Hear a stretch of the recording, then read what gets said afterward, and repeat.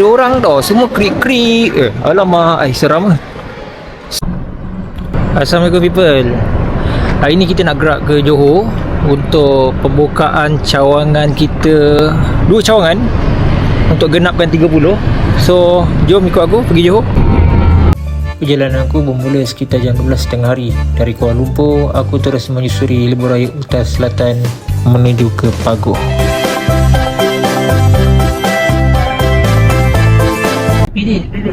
Lepas tu? Apa? Nak dekat saya muka. Kamu sikit, tak ada seni di sini. Alhamdulillah, akhirnya sampai juga di Pagoh. Tapi bila perut dah berbunyi, urusan lain kita letak tepi dulu. Kami pun terus singgah di kedai asam pedas nombor 1 di Pagoh. Oh, VOV.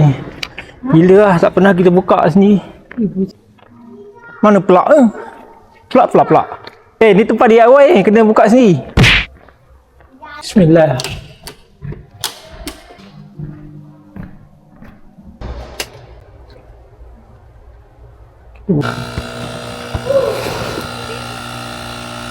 Okey. Alhamdulillah kita dah baru sampai ke klinik sukan Pagoh. Ini first time lah kita orang sampai kat Pagoh ni.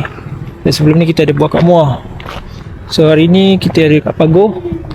So kita round-round sikit tengok. Oh ramai. Hari ni boleh tahan ramai. Dengan nasib dah ada aircon. Tadi tak ada aircon ni.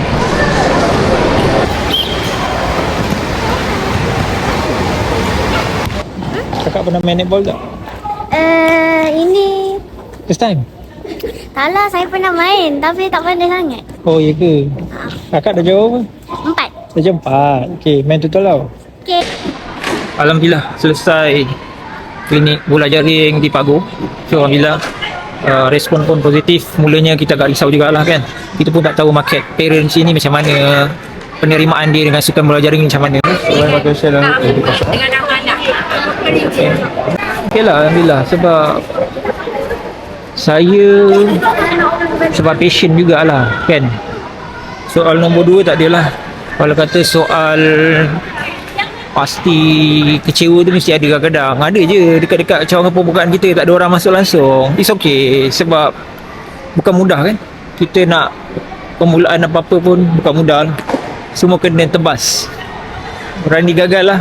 Tak punya gagal, memang susah kita nak melangkah.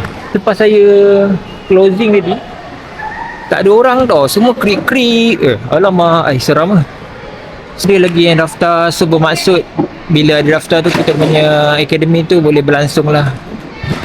InsyaAllah kita develop pelan-pelan. Saya semua closing untuk closing court ni. Kita jumpa untuk sesi esok.